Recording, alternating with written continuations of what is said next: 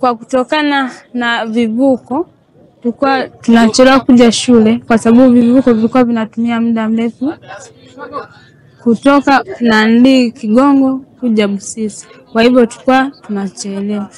Kwa hivyo mimi nikitoka huko hiyo saa 11 kuja kufika huko saa 2, ninakuwa nimechelewa vipindi vya darasani.